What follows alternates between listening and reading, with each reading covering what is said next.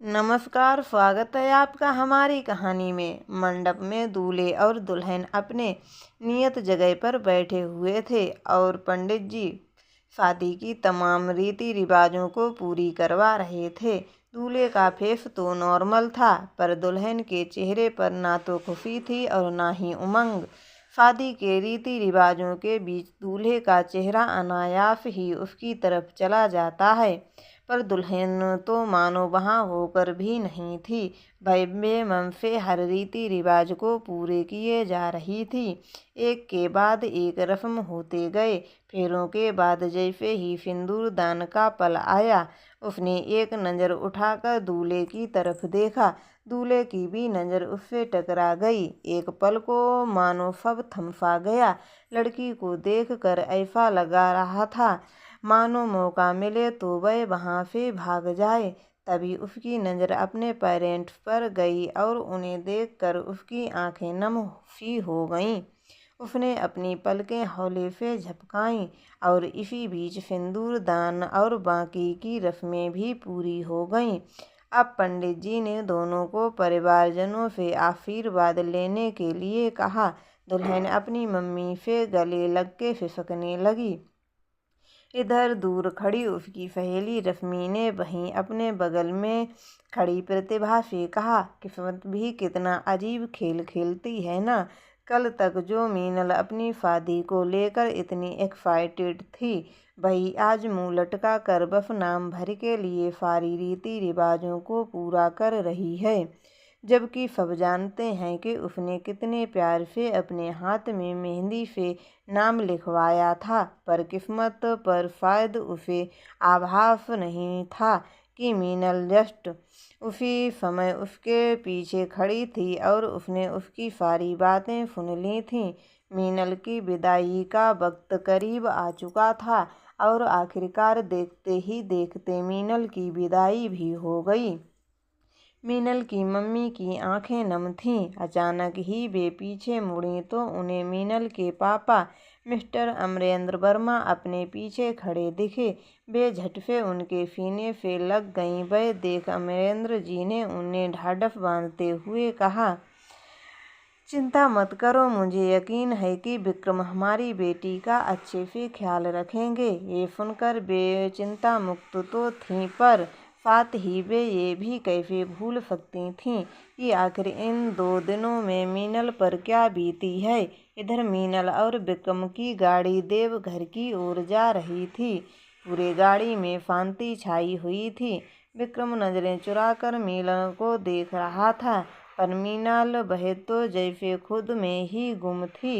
विक्रम को देखकर ऐसा लग रहा था मानो वह उससे बात करना भी चाहता हो, पर उसे समझ नहीं आ रहा था कि आखिर शुरुआत कहाँ से करें। मीनल की नज़रें गाड़ी के बाहर थीं।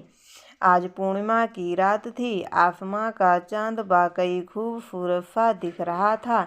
विक्रम के बगल में भी तो चांद सी खूबसूरत दुल्हन थी, पर उस चांद का क्या जो मीनल की नज़रों से दूर जा चुका था।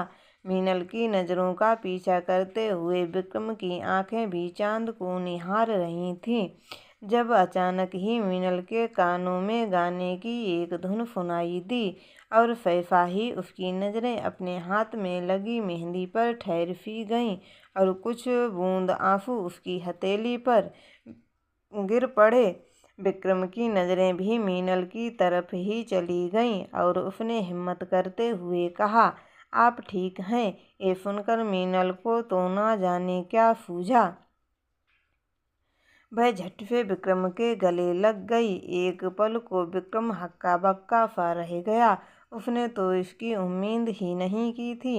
मीनल के हाथ मजबूती से विक्रम के चारों ओर घिरे हुए थे। विक्रम का दिल भी था वह उसे खुद घेरे में ले ले, पर उसने जैसे तैसे करके खुद को रोका। असल में उसने मीनल के बहते आंसुओं को देख लिया था। थोड़ी देर तो उसने कुछ नहीं कहा, पर कुछ समय बाद आखिरकार वह बोल उठा, मीनल वो ड्राइवर इधर ही देख रहा है।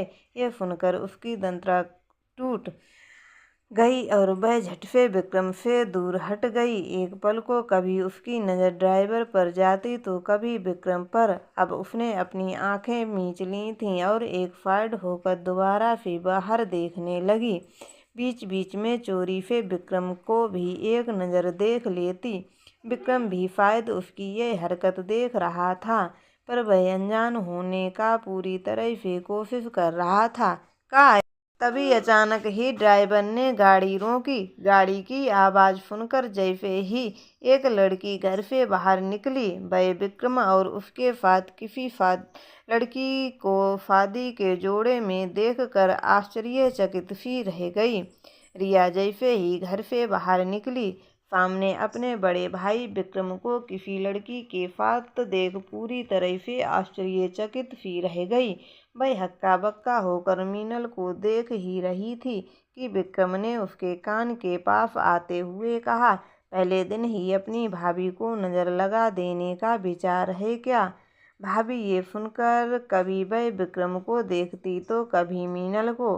असल में उसे इतना तो पता था कि उसके भाई पर सारी लड़कियां मरती हैं, पर विक्रम ने कभी किसी लड़की को कोई भाव नहीं दिया और आज किसी को अपनी भाभी के रूप में देखकर तो उसे यकीन ही नहीं हो रहा था।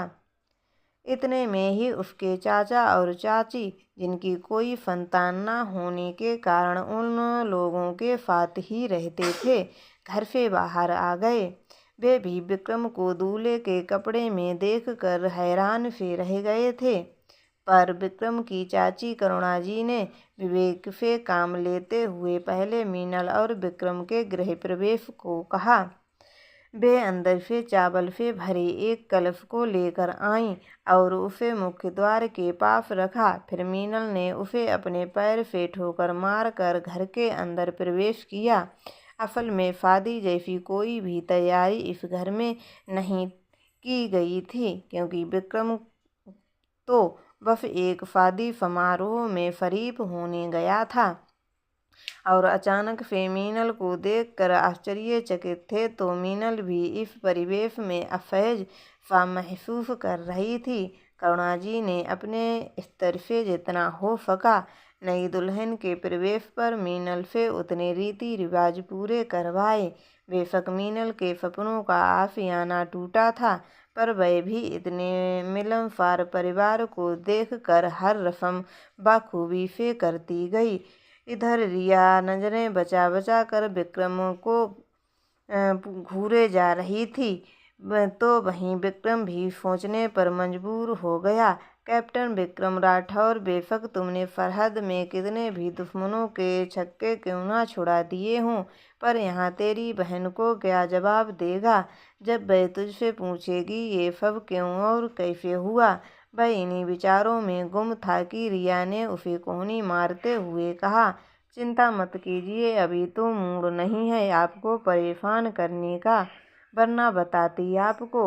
ये सुनकर मानो विक्रम को अपने कान पर विश्वास ही नहीं हो रहा था कि उसकी जो बहन उसे बात बात पर परेशान करने से पीछे नहीं हटती, आज ऐसी मिश्री सी बोली कैसे बोल रही है।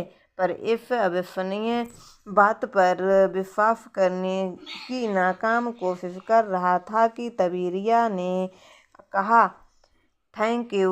वो किस लिए? विक्रम असमंजस से बोल उठा, वो इतनी सुंदर सी भाभी दी है ना, इसीलिए। ये सुनकर एक पल को मानो विक्रम हक्का बक्का सा रह गया, पर इससे पहले कि वह रिया की बातों का जवाब देता, वह भागकर वहां चली गई जहां उसकी चाची मीनल साथ खड़ी थीं, होकर उसे कुछ बता रही थीं, एक नज़र पूरा घर दिखा रही थीं। विक्रम अपने चाचा तरुणजी, उन्होंने उसे किसी काम से अपने कमरे में बुलाया था।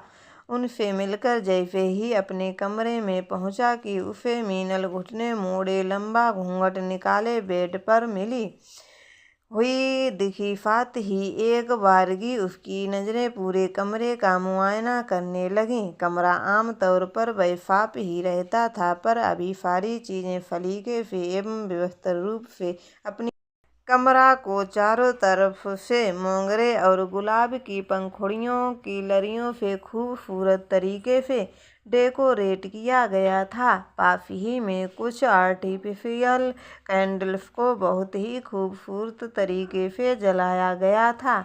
उसे समझते देर न लगी कि ये सब रिया और चाची ने बहुत ही कम समय में बहुत ही खूबसूरत ढंग से किया है। वह धीमे धीमे कदमों से अपनी बेड की ओर बढ़ने लगा। बेड के पास जाकर वह वहां बैठ गया। अब जैसे ही उसने मीनल का घूंघट उठाने के लिए अपने हाथों को आगे बढ़ाया कि इससे पहले ही मीनल ने खुद अपना घूंघट ऊपर उठा लिया, विक्रम तो उसके रूप सौंदर्य को एकटक निहारता ही रह गया। पर तभी उसकी नज़र मीनल के नम आँखों पर गई। मीनल के लफ्ज तो खामोश थे, पर उसकी आंखें जैसे उससे काफ़ी कुछ कह रही थीं।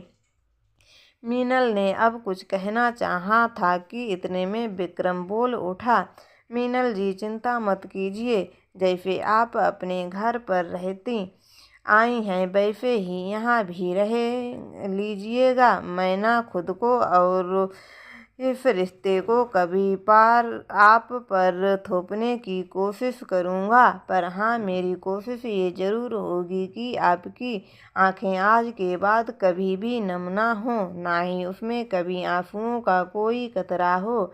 इतना कहते कहते विक्रम का गला भर्रा सा गया। उसने अब बेड से एक तकिया उठाया और सोफे की ओर चल पड़ा, तो वहीं मीनल ने उसे जाते हुए देखकर कुछ नहीं कह पाई। अब रात काफ़ी हो चुकी थी। जहाँ चारों ओर सन्नाटा था, तो वहीं दो दिलों में मानो एक अजीब सी कसमकस चल रही। सुबह सुबह खटपट की आवाज़ सुनकर मीनल की आंखें खुलीं तो उसे विक्रम आर्मी यूनिफॉर्म पहने आईने के सामने खड़े हुए दिखा। एक पल को तो विक्रम को सामने देखकर वह चौंक सी गई और फिर उसकी नज़रें कमरे में चारों ओर घूमने लगीं। वह सोचने लगी आखिर वह कहाँ है। उसने अपने हाथों से अपने सर को पकड़ लिया। उसे विक्रम के साथ अपनी शादी से लेकर उसके कहे शब्द कल तक याद आ गए कि वह इस शादी को जबरदस्ती उस पर थोपने की कोशिश नहीं करेगा। अब हौले से अपने कदमों को बेड के नीचे उतारने लगी। विक्रम की नज़रें भी अनायास ही उस पर चली गईं। मीनल की नज़रें विक्रम से और विक्रम की मीनल से उलझ सी गईं और एक पल को कमरे में खामोशी सी छा गई। मीनल अब भी दुल्हन के जोड़े में ही थी। विक्रम धीरे से मीनल के करीब आने लगा कि मीनल की धड़कनें थम सी गईं और उसने अपने कदमों को पीछे की ओर कर लिया। पर विक्रम ने सिर्फ इतना ही कहा, आप फ्रेश होकर तैयार हो जाइएगा। विनय, मीनल का भाई का कॉल आया था, वह किसी भी वक्त आपको पग फेरे के लिए लेने आ सकता है। उसने आगे कहा, मुझे किसी काम के लिए रामगढ़ आर्मी कैंट जाना है, शायद रात तक आ पाऊँ। आप भी तो कल ही आ पाएंगी। मीनल ने महसूस किया उसके कल आने की कहते वक्त विक्रम की आवाज़ भारी सी हो गई थी। मीनल सिर्फ इतना ही कह पाई थी, जी। विक्रम कमरे से जा रहा था। मीनल आईने के सामने खड़ी होकर अपने सारे गहनों कर उतार कर साइड में रख ही रही थी। अचानक से विक्रम ने एक नज़र मीनल पर डाल ली और कहा, अच्छे से जाइएगा और किसी चीज़ की ज़रूरत हो तो कॉल कर दीजिएगा। जी, वो नंबर आहा माँ बोरिया से ले लीजिएगा। आश्चर्य से रिया से ठीक है, एक काम कीजिए जल्दी से नोट कर लीजिए। विक्रम ने हड़बड़ी में मीनल से अपना नंबर नोट करवा लिया और बाहर निकल गया। यहाँ मीनल भी बाथरूम की ओर चली गई, पर शायद ही दोनों को पता नहीं था कि रिया जो अपने भैया भाभी को बुलाने के लिए आई थी, उसने उसकी सारी बातों को सुन लिया था और अब कई सवाल उसके दिमाग में घूमने लगे थे। इधर जैसे ही मीनल कमरे से बाहर आई, उसने एक नज़र खुद को आईने में देखा। येलो साड़ी हाथों में भरकर पहनी हुई चूड़ियाँ जैसे मीनल आज शादी के बाद चेहरे में निखार और नूर आता है, उसे जी भर कर जी रही थी। अचानक ही उसके हाथ सिंदूर की डिबिया की ओर बढ़ गए। अब उसने चुटकी भर सिंदूर लेकर जैसे ही अपने मांग में भरना चाहा कि उसे किसी की हंसी का आवाज़ सुनाई देने लगी। मीनल ने अब चारों ओर घूर कर देखा तो उसे आईने में खुद का ही अक्स खुद को घूरता हुआ दिखाई दिया, जो मानो उससे सवाल कर रहा है, आखिर ये सिंदूर किसके नाम का है? तेरे हाथों में रची मेहंदी किसके नाम की है? उसके जिससे तुम्हारी शादी हुई है, या उसके जो तुम्हारे दिल में बस चुका है? जो शायद ये कहते हुए अक्स ही नज़र उस पर थी तो मीनल की अपने अक्स पर, जहाँ मीनल की आंखें नम हो चुकी थीं, तो मानो उसके अक्स को उसकी बेचारगी पर तरस आ रहा था। वह टूटी हुई सी थी, वहीं आईने के आगे बैठ गई तो वहीं सिंदूर उसके हाथों से छिटक सा गया। मीनल की हालत वक्त क्या थी तो उसकी कल्पना विक्रम कर सकता, ना उसके माता पिता और ना ही और कोई। उसने दोनों हाथों से अपने चेहरे को ढक लिया और वह आंसुओं से उसकी आंखें नम-सी हो गईं। थोड़ी देर बाद उसे दरवाजे के खटखटाने की आवाज़ सुनाई दी, जिसे सुनकर मीनल धीमे से उठी। उसने अपने आंसुओं को पोंछा और खुद को व्यवस्थित करके दरवाज़ा खोला तो रिया को सामने देखकर मानो चौंक सी गई। भाभी, आप नाश्ता करने नहीं आईं?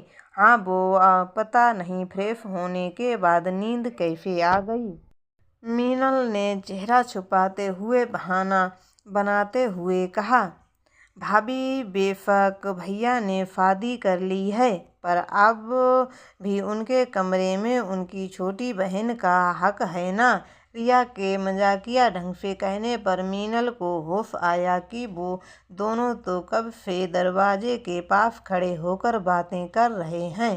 वो फौरी आइए। मीनल और रिया आमने सामने बेड पर बैठी हुई थीं। थोड़ी देर तक तो दोनों खामोश थीं, पर इससे पहले कि रिया उससे कुछ पूछती कि चाची ने मीनल को पग फेरे की रस्म के लिए आने को कहा है। मीनल ने रिया की सॉरी कहा कि आप उससे बात नहीं कर पाईं और फिर आप फ्रेश होकर नीचे चली गईं। रिया भी मीनल के पीछे पीछे आ गई, पर इस वक्त रिया के मन में कई सवाल चल रहे थे, जिनका जवाब सिर्फ मीनल और विक्रम ही दे सकते थे। थोड़ी देर बाद मीनल और विक्रम नेत्रहाट के लिए निकल गए तो वहीं विक्रम भी मीटिंग खत्म करके बस घर की ओर जा ही रहा था। इस वक्त उसका चेहरा भावशून्य सा था, वहीं उसे एक ऐसा प्रतीत हो रहा था कि मानो उसके दिमाग में बहुत सारी उधेड़-बुन चल रही है। तो दोस्तों, आपको हमारी ये कहानी कैसी लगी हमें कमेंट में ज़रूर बताएं एवं हमारे चैनल को सब्सक्राइब ज़रूर करें। धन्यवाद।